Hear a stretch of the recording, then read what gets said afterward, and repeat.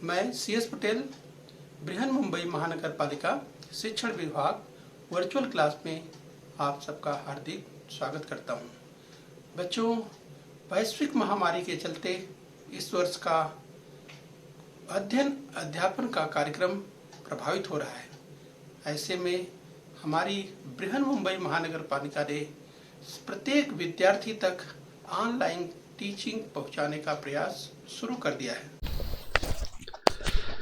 सुस्वागतम सुस्वागतम सुस्वागतम। तो बच्चों, कक्षा 10वीं में आज हम पढ़ेंगे भूगोल यानी ज्योग्राफी आज हम पढ़ने वाले हैं।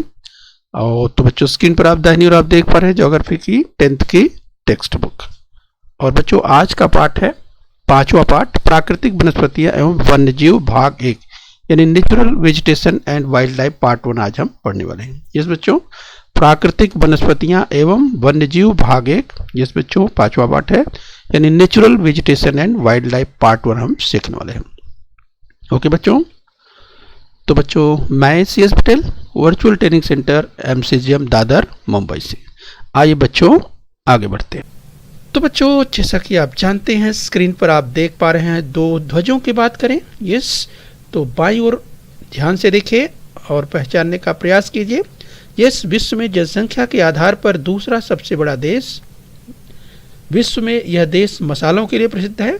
इस देश में क्रिकेट लोकप्रिय है। तो बच्चों आपने पहचान लिया होगा। यस, तो बच्चों हम बात कर रहे हैं भारत देश की।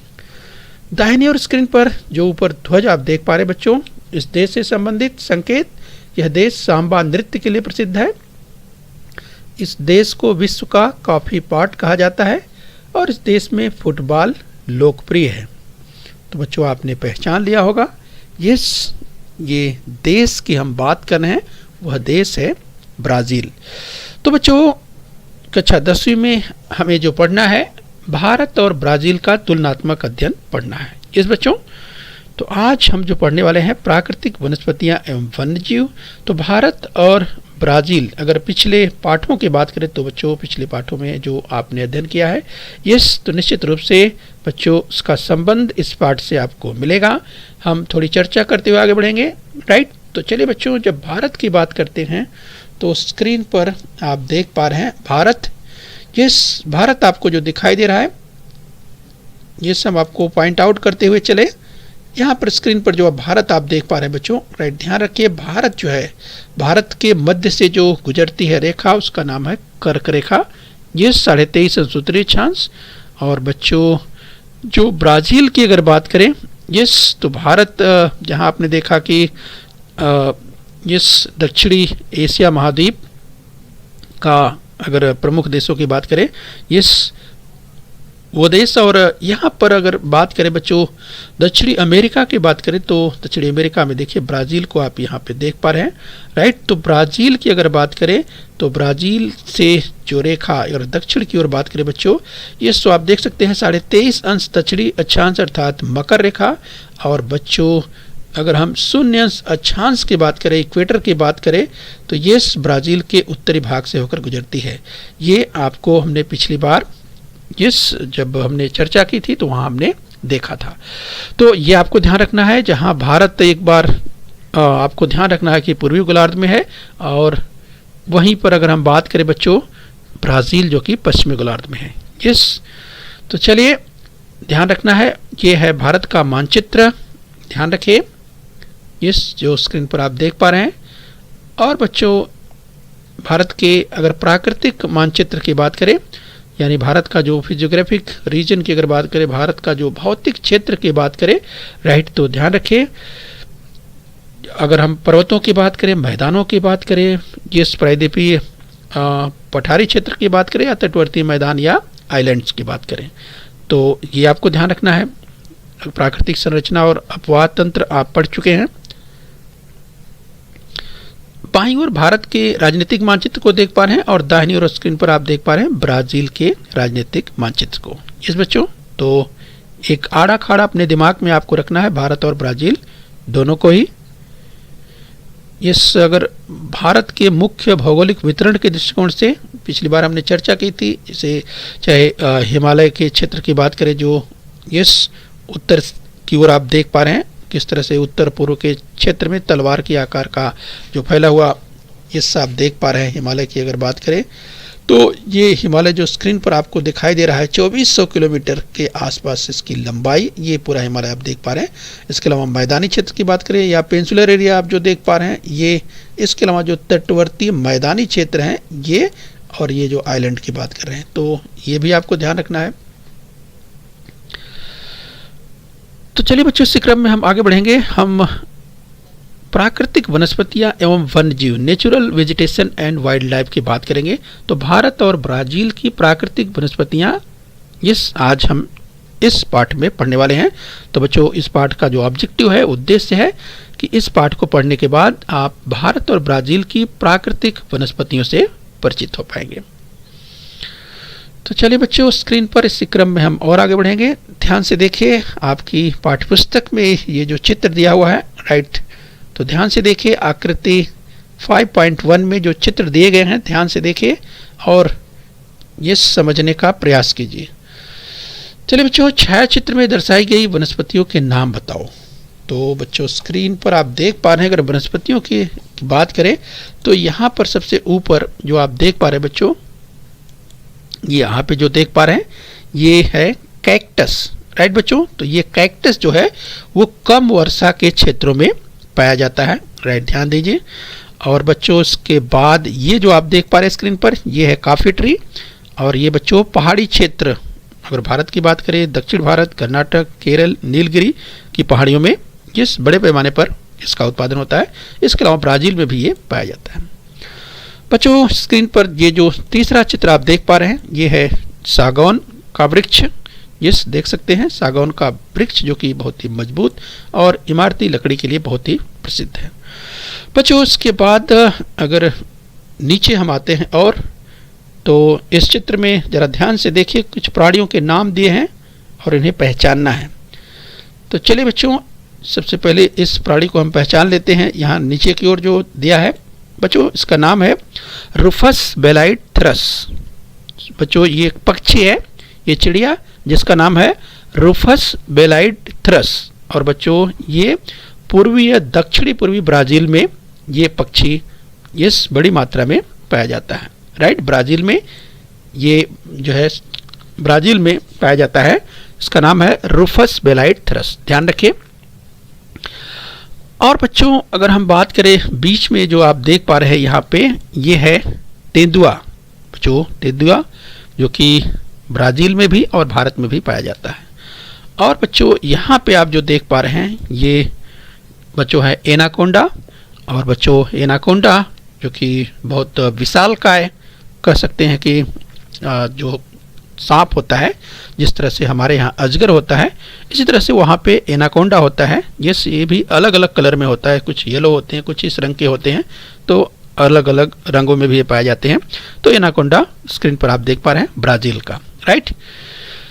तो बच्चों आज हम जो अध्ययन करने वाले हैं, हम प्राकृतिक वनस्पतियों के बारे में अध्ययन करने वाले हैं, ये तुलनात्मक रूप में भारत और ब्राज़ील का।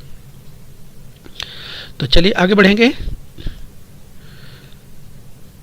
तो सबसे पहले बच्चों ध्यान रखिए, हम बात करेंगे ब्राज़ील की। बच्चों ब्राज़ील का जो अगर फिजिकल रिलीफ की बात करें, जो भौतिक उच्चावच है, पिछली बार हमने पढ़ा हुआ था। यस बच्चों, तो पिछली बार हमने इसको पढ़ा हुआ है, इसलिए यहाँ पे हमें पढ़ने में काफ़ी आसानी होगी। यस कि ब्राज़ील का जो भौतिक उच्चावच है उसका अध्ययन हमने किया हुआ है, राइट। तो चलिए बच्चों ध्यान दीजिए, हम सबसे पहले बात करेंगे गुआना उच्चभूमि की ओर से, राइट। गुआना उच्चभूमि बच्चों आपको याद आ जाना चाहिए, जो गुआना उच्चभूमि की हम बात कर रहे हैं, तो ध्यान रखना आपको, हम ब्राज़ील की बात कर रहे हैं। तो यस यानी ब्राज़ील की अगर बात कर रहे हैं यानी उत्तरी क्षेत्र की ओर से बात कर रहे हैं, राइट। तो ब्राज़ील का मानचित्र अपने दिमाग में रखिए, उस दृष्टिकोण से उत्तरी क्षेत्र की ओर से हम चल रहे हैं। और बच्चे उसके बाद आता है अमेज़न नदी का मैदान, राइट।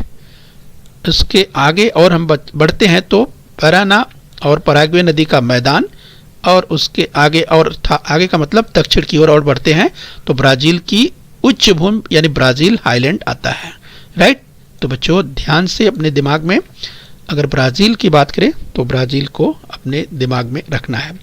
यस, और यस यानी उत्तर से दक्षिण की ओर।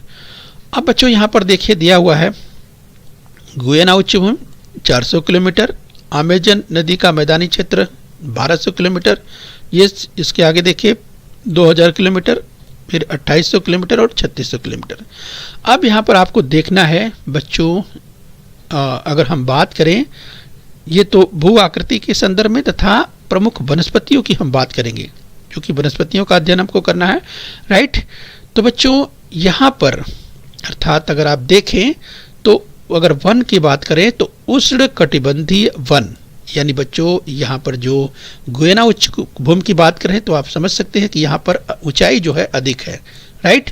तो बच्चों यहाँ पर जो तापमान है वो 21 सेंटीग्रेड है, और बच्चों उष्ण कटिबंधीय वन, और आप सोच सकते हैं चूंकि गुयाना उच्च के भूमि की अगर बात करें बच्चों, तो चूंकि इसी के पास से अगर हम यूँ कहें इक्वेटर अर्थात भूमध्य रेखा गुजरती है, विषुवत जो रेखा है वो गुजरती है, राइट। तो यहाँ पर जो अगर वनों की बात करें तो उष्णकटिबंधीय प्रकार के वन यहाँ पे पाए जाते हैं। यस, उष्णकटिबंधीय वन और विषुवत रेखीय वन पाए जाते हैं।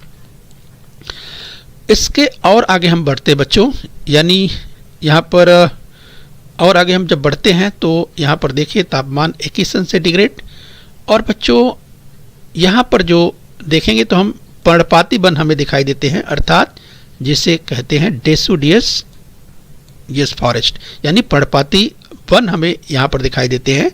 यानी हम बात कर रहे हैं पराना पराग्वे नदी के मैदानी क्षेत्र में।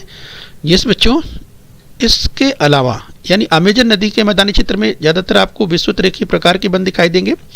उसके और आप बच्चों दक्षिण की ओर बढ़ते हैं तो पर्णपाती प्रकार जो वन है वो आपको दिखाई देते हैं, और बच्चों और अगर दक्षिणी क्षेत्र की ओर बढ़ते हैं यस, तो आपको वहाँ पे जो ब्राज़ील की उच्च भूमि है वहाँ आपको समशीतोष्ण प्रकार के वन दिखाई देते हैं।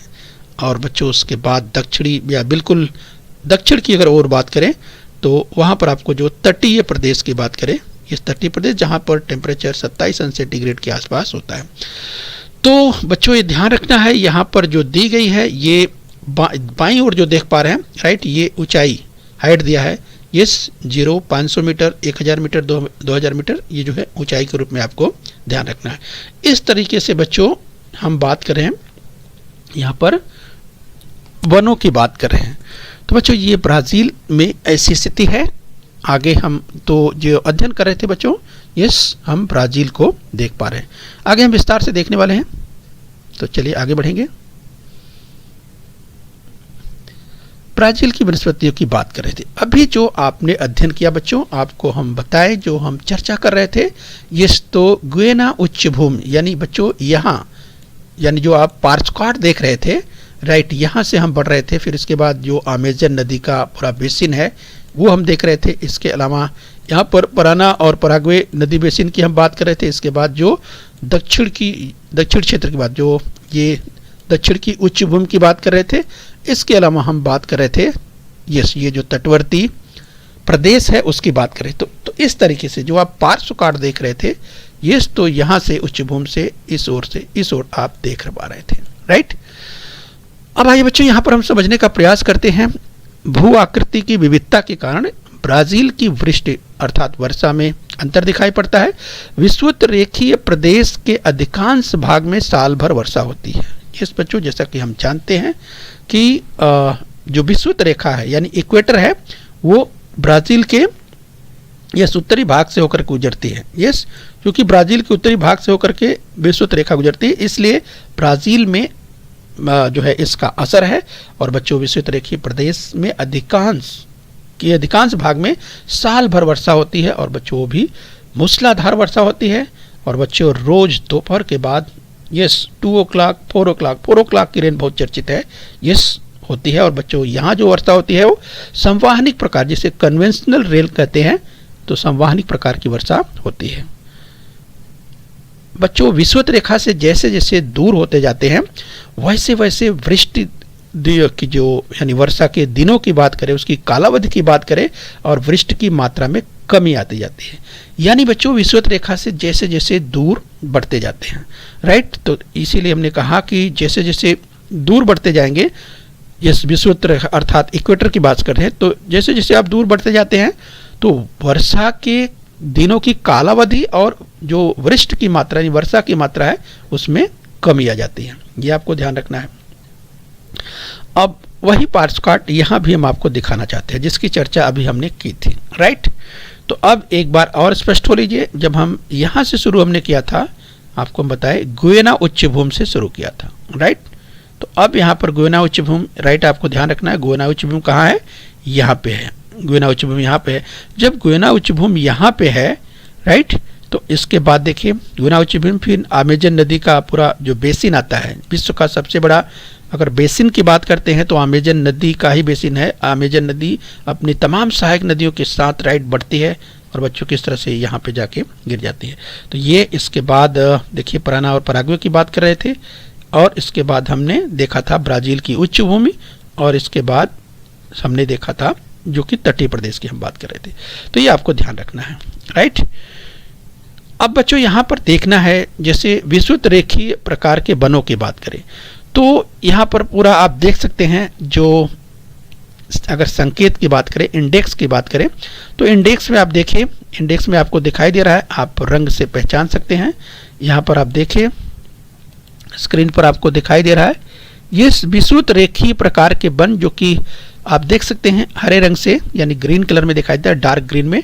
तो ये आप देखिए पूरा ही क्षेत्र आपको दिखाई दे रहा है कि विषुवत रेखीय प्रकार के जो वन है वो देख सकते हैं, पूरा जो बेसिन है अमेजन बेसिन, राइट, वो आपको पूरा दिखाई दे रहा है। इसके बाद जो है बच्चों उसके आप दक्षिण की ओर बढ़ते हैं तो वो देखिए यहाँ उष्ण घास के प्रदेश आपको दिखाई दे रहे हैं।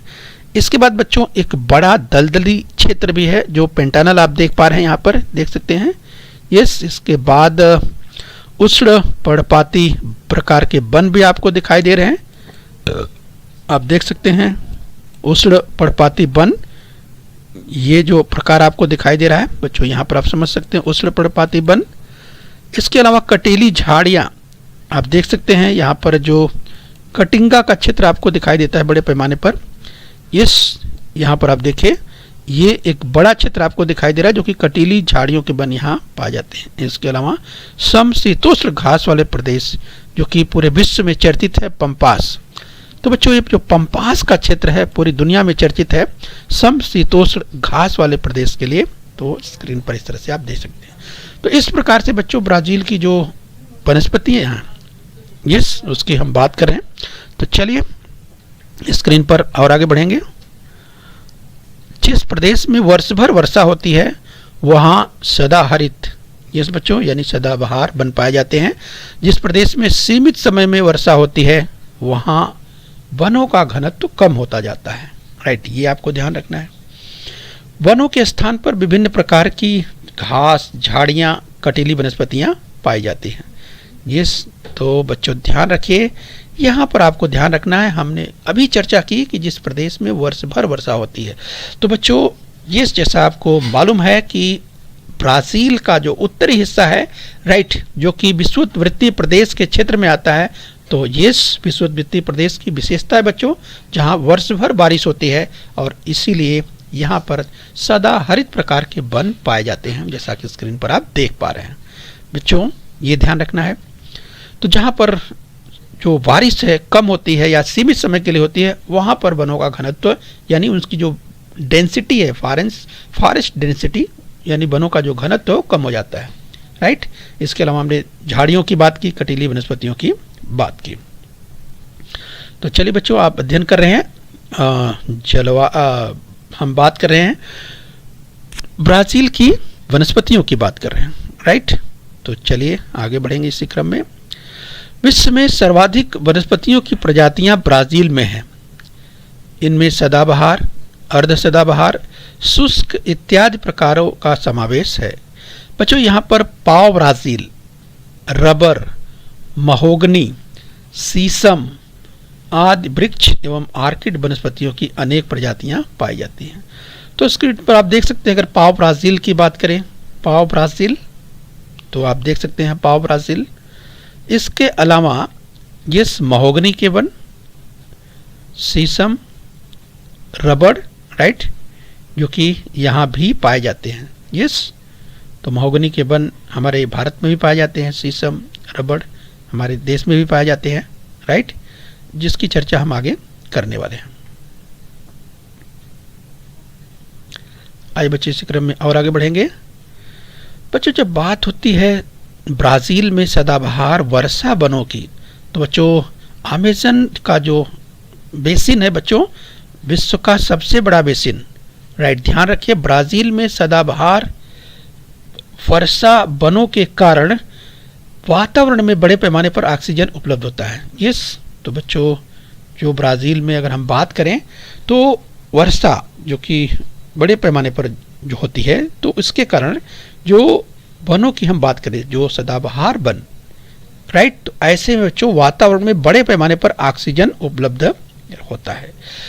इससे कार्बन डाइऑक्साइड की मात्रा कम होने में सहायता मिलती है। इसीलिए इस प्रकार के वनों को विश्व के फेफड़े, यस, यानी lungs of the world, lungs of the world कहा जाता है, राइट। तो बच्चों ध्यान रखिए, इस तरह की स्थिति है, इसीलिए इन सदाबहार जो वर्षा वन है, इन्हें जो है विश्व के फेफड़े यानी लंग्स ऑफ द वर्ल्ड कहा जाता है। परीक्षा में पूछा जा सकता है, राइट, ध्यान रखिए। आइए बच्चों इसी क्रम में हम और आगे बढ़ेंगे। आइए हम भारत की वनस्पतियों की बात कर लेते हैं। इंडिया वेजिटेशन, तो बच्चों भारत का मानचित्र आप देख पा रहे हैं, भारत में प्रमुख वन प्रकार स्क्रीन पर देख पा रहे हैं, राइट, ध्यान से आप देखिए। हिमाच्छादित प्रदेशों में कौन से वन पाए जाते हैं, राइट। तो बच्चों सबसे पहले आप इंडेक्स देखिए, यहाँ पर इंडेक्स दिया हुआ है। अगर पूछ रहा है हिमाच्छादित प्रदेशों में, हिमाच्छादित प्रदेश जहाँ पर बर्फ जमी रहती है, तो बर्फ कहाँ जमी रहती है बच्चों, यस, हिमालय पर। तो आप हिमालय की अर्थात ये ठंडा रेगिस्तान आप देख सकते हैं, यस। तो ऐसे क्षेत्रों में आप देख सकते हैं बच्चों, जहाँ पर आप स्क्रीन पर देख पा रहे हैं, ऐसे क्षेत्रों में जो वन पाए जाते हैं, यस, आप देखिए तो स्क्रीन पर आप देख सकते हैं इस प्रकार के वन जो कि हिमालय के वन, राइट। तो इस तरह से हिमाच्छादित प्रदेश में हिमालय के वन, इस प्रकार के वन पाए जाते हैं। प्रमुख रूप से तटीय वनस्पतियां किस तटीय प्रदेश पर पाई जाती हैं, राइट। तो बच्चों अगर हम ये देखें कि प्रमुख रूप से जो तटीय वनस्पतियां किस तटीय प्रदेश पर पाई जाती हैं, तो बच्चों आप ध्यान से देखेंगे कि जो तटीय वनस्पतियां हैं वो स्क्रीन पर दिखाई दे रही हैं, आप देख सकते हैं। समुद्र तट के वन, राइट, सबसे नीचे देखिए लिखा है समुद्र तट के वन। अब देखिए समुद्र के तटवर्ती जो वन की बात करें तो बस समुद्र के तटवर्ती वन आपको यहाँ पे जो दिखाई दे रहे हैं, राइट, इस तरह से यहाँ भी हैं। तो समुद्र के तटवर्ती वन यानी समुद्र के किनारे जो वन है, ऐसे वन को समुद्र तटवर्ती वन कहा जाता है, राइट, ये आपको ध्यान रखना है। आगे हम देखेंगे भारत का अधिकांश भूभाग किन वनों से व्याप्त है और ऐसा क्यों। बच्चों भारत का अधिकांश जो आप देखिए सबसे ज़्यादा भारत में जो वन है वो किस प्रकार के वन पाए जाते हैं, तो आप देखेंगे तो आपको दिखाई देगा इसमें कि ये जो इस कलर का अर्थात पर्णपाती वन जिसे कहते हैं, यस, यानी डेसिडियस जो फॉरेस्ट होते हैं। तो बच्चों ये पर्णपाती वन क्या होते हैं बच्चों, पर्णपाती वन इस प्रकार के वन होते हैं जहाँ पर अधिक ताप व शुष्क क्षेत्रों में, राइट बच्चों। और ऐसे में अगर हम बात करें तो जो पर्णपाती प्रकार की हम बात करते हैं, पर्णपाती का मतलब होता है बच्चों साल में एक बार अपनी पत्तियां ये गिरा देते हैं। तो इस तरह से बच्चों ग्रीष्म की अगर बात करें, गर्मियों में अपनी पत्तियां ये गिरा देते हैं।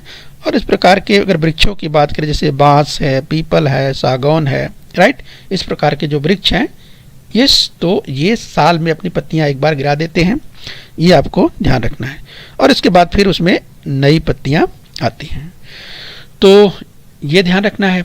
कटीली झाड़ियों वाले वन कहाँ पाए जाते हैं, तो बच्चों कटीली झाड़ियों वाले वन यस जहाँ पर वर्षा की मात्रा कम होती है, यस, तो ऐसे अगर क्षेत्रों की बात करें तो आप देख सकते हैं कटीले वनों की बात करें तो जो रेगिस्तानी प्रदेश के यस इन क्षेत्रों की अगर बात करें बच्चों, यहाँ पे आप देखिए रेगिस्तान के इन क्षेत्रों की अगर बात करें तथा प्रायद्वीपीय क्षेत्र की बात करें, जहां पर आप देख सकते हैं ये वहां पर आपको कटीले वृक्ष दिखाई पड़ते हैं।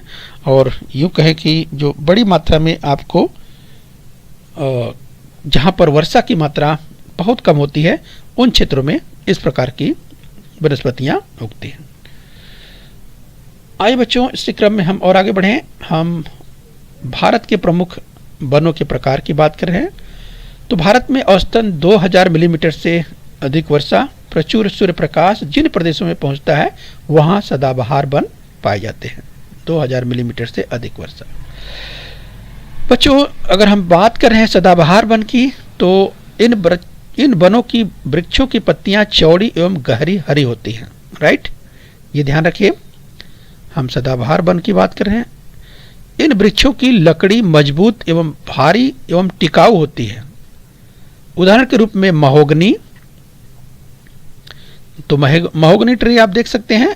इसके अलावा अगर बात करें बच्चों शीशम, रबड़, तो बच्चों ये देख सकते हैं इन वृक्षों की लकड़ी मजबूत, भारी एवं टिकाऊ होती है। इन वनों में अनेक प्रकार की लताएं भी होती हैं। इन वनों में सर्वाधिक जैव विविधता पाई जाती है। तो राइट, ध्यान रखिए कि इन वनों में सबसे अधिक जैव विविधता पाई जाती है। आइए बच्चों, इसी क्रम में हम देखेंगे कि भारत में 1000 से 2000 मिलीमीटर वर्षा के प्रदेश में पर्णपाती वन पाए जाते हैं। राइट, तो चलिए ध्यान रखिए, भारत में 1000 से 2000 मिलीमीटर वृष्टि के प्रदेश में पर्णपाती वन पाए जाते हैं। जब वर्षा नहीं होती तो वाष्पीकरण से पानी कम न हो, इसलिए वनस्पतियां अपनी पत्तियों को गिरा देती हैं। बच्चों, हम पर्णपाती प्रकार की यानी डेसिडुअस जो प्रकार के वन होते हैं साल में अपनी पत्तियां एक बार गिरा देते हैं। ये चूंकि जब वर्षा नहीं होती तो वाष्पीकरण से पानी कम न हो, इसलिए इस प्रकार की वनस्पतियां अपनी पत्तियों को गिरा देती हैं। सभी पत्ते गिर जाते हैं, झड़ जाते हैं। इसके बाद कुछ दिनों के बाद धीरे धीरे उसमें नए पत्ते आने लगते हैं। राइट, जब अगर बात करें बच्चों सागवान भी कहते हैं, बांस, बरगद, पीपल, इस प्रकार के वृक्ष जो कि इस कैटेगरी में, इस श्रेणी में आते हैं। ये सागवान, बांस, बरगद, पीपल इत्यादि प्रकार के वृक्ष जो कि पर्णपाती प्रकार के वनों में आते हैं। आइए बच्चों, इस क्रम में और आगे बढ़ेंगे। बच्चों, भारत में जिन भाग में दीर्घकाल तक ग्रीष्म ऋतु होती है एवं 500 मिलीमीटर से भी कम वर्षा होती है, ऐसे प्रदेशों में कटीली झाड़ियां के रूप में वन पाए जाते हैं। राइट, तो जहां 500 मिलीमीटर से भी कम वर्षा होती है, भारत के ऐसे क्षेत्रों में जहां पर शुष्क ग्रीष्म ऋतु होती है, वहां पर जो है इस प्रकार की कटीली झाड़ियां प्रमुख रूप से पाई जाती है। कटीली झाड़ियों में बच्चों बबूल, खेजड़ी, घृतकुमारी, नागफनी, इस प्रकार के वृक्ष जो है बहुतायत पाए जाते हैं। राइट, तो ध्यान रखिए, हम बात कर रहे हैं कटीली झाड़ियों के वृक्षों की बात कर रहे हैं, जिससे बबूल है, खेजड़ी है, घृतकुमारी है, नागफनी, इस प्रकार के वृक्ष, इस प्रकार की झाड़ियां पाई जाती हैं। वनस्पतियों की पत्तियों का आकार छोटा होता है, जैसे खैर, बबूल, खेजड़ी, घृतकुमारी, रामबास आदि नागफनी के प्रकार, तमाम प्रकार पाए जाते हैं। तो राइट, ध्यान रखिए। आइए बच्चों, इसी क्रम में हम और आगे बढ़ेंगे। बच्चों, तट से सटा दलदल का प्रदेश, खाड़ियों व लगूनों के भागों में क्षारयुक्त मृदा एवं आर्द्र जलवायु होती है, वहां तटीय प्रदेश के वन पाए जाते हैं। बच्चों, जब हम तटवर्ती प्रदेशों की बात कर, समुद्र के तटवर्ती प्रदेशों की बात करते हैं, तो उससे जो उनके दलदली प्रदेश हैं, खाड़ियां हैं या लगूनों की बात करें, उसके क्षेत्रों में क्षारयुक्त मृदा होती है और वहाँ की जलवायु आर्द्र होती है, वहाँ तटीय प्रदेश के वन पाए जाते हैं। जैसे बच्चों बाय स्क्रीन पर आप देख पा रहे हैं सुंदरी ट्रीज, यानी सुंदरबन के जो, अगर हम वेस्ट बंगाल की बात करें, राइट, तो ये जो सुंदरबन की अगर बात करते हैं बच्चों, सुंदरी ट्री बहुत ही प्रसिद्ध है, जो कि स्क्रीन पर आप देख पा रहे हैं, राइट। तो ध्यान रखिए बच्चों, ऐसे क्षेत्र जो कि समुद्र के तटवर्ती क्षेत्र, जहाँ पर खाड़ियों की बात करें, लगुनों की बात करें, जहाँ पर मिट्टी जो है वो क्षारीय युक्त होती है, जलवायु आर्द्र होती है, वहाँ पर इस प्रकार के वन यानी तटीय प्रकार के वन पाए जाते हैं, तटीय प्रदेश के वन पाए जाते हैं। उन्हें सुंदरी के वन या गरान के वन कहते हैं, राइट। तो उन्हें सुंदरी के वन या गरान के वन कहते हैं, ध्यान रखिए। इन वनस्पतियों की लकड़ी तैली, हल्की और टिकाऊ होती है। तो अगर बच्चों बात करें, जो सुंदरी ट्रीज की बात कर रहे हैं, इस जो वनस्पतियां हैं इनकी लकड़ियां तैली होती हैं, हल्की होती हैं और टिकाऊ होती हैं। चलिए ध्यान रखना है। आज बच्चों हम बात करते हैं द्वैत के रंग यानी कलर्स ऑफ बोथ। तो बच्चों मिला जुला रूप हम बात करेंगे भारत और ब्राजील का मिक्स यानी मिला हुआ रूप। किस देश में विषुवत रेखीय वन अधिक पैमाने पर पाए जाते हैं, इसके पीछे क्या कारण हो सकते हैं, राइट बच्चों। तो चलिए ध्यान रखिए, अगर हम बात करें किस देश में यानी भारत और ब्राजील की अगर बात करें, तो पूछ रहा है कि किस देश में विषुवत रेखीय वन अधिक पैमाने पर पाए जाते हैं, इसके पीछे क्या कारण हो सकता है। तो बच्चों ये अगर भारत और ब्राजील की बात करें तो बच्चों ब्राजील में, ये स्पष्ट उत्तर है, ब्राजील में ही विषुवत रेखीय प्रकार के वन अधिक पाए जाते हैं, क्योंकि ब्राजील से ही होकर के, ये ब्राजील के उत्तरी भाग से होकर के विषुवत रेखा गुजरती है। तो बच्चों इस तरह से अगर प्रश्न पूछा जाएगा तो अपने दिमाग में आप स्पष्ट रूप से ध्यान रखिए, आप आसानी से इसका उत्तर लिख सकते हैं। ये कि विषुवत रेखी जो अगर विषुवत रेखी या विषुवत रेखा की बात करें तो विषुवत रेखा जो कि ब्राजील के उत्तरी हिस्से से गुजरती है, स्वाभाविक है। तो इसीलिए विषुवत रेखी प्रकार के जो वन है बड़े पैमाने पर ब्राजील में पाए जाते हैं, और इसका कारण हमने अभी देखा, राइट। तो चलिए ध्यान रखिए, आगे देखेंगे भारत में ऐसे कौन से वन है जो ब्राजील में नहीं पाए जाते हैं, राइट। तो बच्चों इसका उत्तर ध्यान रखिए, भारत में जो हिमालयी वन होते हैं, हिमालयी वन होते हैं, तो बच्चों भारत में हिमालयी प्रकार के जो वन पाए जाते हैं, ये वन ब्राजील में नहीं पाए जाते हैं, राइट। तो ये भी पूछा जा सकता है। अगला प्रश्न है, ब्राजील में ऐसे कौन से वन हैं जो भारत में भी पाए जाते हैं, राइट। तो बच्चों ब्राजील में ऐसे अगर वनों की बात करें तो ये अगर हम बात करें सदाबहार वन, पर्णपाती वन, कटीली झाड़ियाँ, इस प्रकार की जो वनस्पतियां हैं ब्राजील में भी पाई जाती हैं और भारत में भी पाई जाती हैं, राइट। फिर से सुन लीजिए एक बार, सदाबहार वन, पर्णपाती और कटीली झाड़ियाँ जो कि ब्राजील में भी पाई जाती हैं और भारत में भी पाई जाती हैं। तो इस तरह से बच्चों हम कलर्स ऑफ बोथ की बात कर रहे हैं। किस देश में वनस्पतियों में अधिक विविधता पाई जाती है, इसके पीछे क्या कारण हो सकता है। तो बच्चों ध्यान रखिए, अगर विविधता की बात हो रही है तो ये किस देश में वनस्पतियों में अधिक विविधता पाई जाती है, राइट। तो ध्यान रखिए ब्राजील में। और बच्चों इसका जो उत्तर है, इसका जो कारण है वह विषुवत रेखीय जो विषुवत रेखा है इसके ये उत्तर से होकर गुजरती है, और जलवायु तथा बच्चों अगर हम बात करें इस यहाँ पर जो पर्याप्त वर्षा की बात करें, सूर्य प्रकाश की बात करें, राइट। तो विषुवत रेखा के कारण जो है इस प्रकार की स्थितियाँ ब्राजील में बनती हैं, राइट। तो ये जो है वनस्पतियों में जो अधिक विविधता है वो ब्राजील में है। इस तरह का प्रश्न पूछा जा सकता है, राइट। तो चलिए बच्चों आगे बढ़ेंगे। जलवायु एवं वनों के प्रकारों को ध्यान में रखते हुए किस देश में वनाधारित व्यवसाय का विकास अधिक होगा, राइट। तो अगर जलवायु और वनों के प्रकारों की बात करें बच्चों, उसको ध्यान में रखते हुए किस देश में यानी भारत और ब्राजील में तुलनात्मक अध्ययन हम कर रहे हैं, राइट। तो किस देश में वन आधारित यानी वन पर आधारित व्यवसाय का विकास अधिक होगा, ये स्पष्ट उत्तर है बच्चों ब्राजील में, राइट। तो चलिए ध्यान रखिए, आइए इसी क्रम में हम और आगे बढ़ लेते हैं। तो चलिए बच्चों जोड़ियाँ मिलाइए। अ की साइड दिया हुआ है ये अगर सदाबहार वन, पर्णपाती वन, तटीय वन, ई हिमालयन वन, ऊ कटेली झाड़ियों वाले वन, ब की ओर सुंदरी, देवदार, पाओ ब्राजील, खेजड़ी, सागौन, आर्किड और साल। तो अ की ओर जो है वन दिए हुए हैं, ब में वृक्ष दिए हुए हैं। तो आपको जोड़ियाँ मिलाई है। जैसे सदाबहार वन की बात करें तो बच्चों जोड़ियां मिलाइए, सदाबहार वन, पाओ ब्राजील। पाओ ब्राजील सदाबहार वन की श्रेणी में आता है, राइट। तो इस तरह से बच्चों जोड़ियां मिलाइए। आगे है पर्णपाती वन, यस पर्णपाती वन सागौन, जो कि वर्ष में अपनी पत्तियां एक बार गिरा देते हैं, पर्णपाती वन। यस अगला है तटीय वन, सुंदरी के वृक्ष जो कि बहुत चर्चित है, विश्व प्रसिद्ध तटीय वन सुंदरी। और हिमालयन वन की बात करें बच्चों, यस देवदार, ध्यान रखिए बच्चों हिमालयन वन देवदार। और कटीली झाड़ियों वाले वन की बात करें यस बच्चों तो खेजड़ी, तो कटीली झाड़ियों वाले वन खेजड़ी।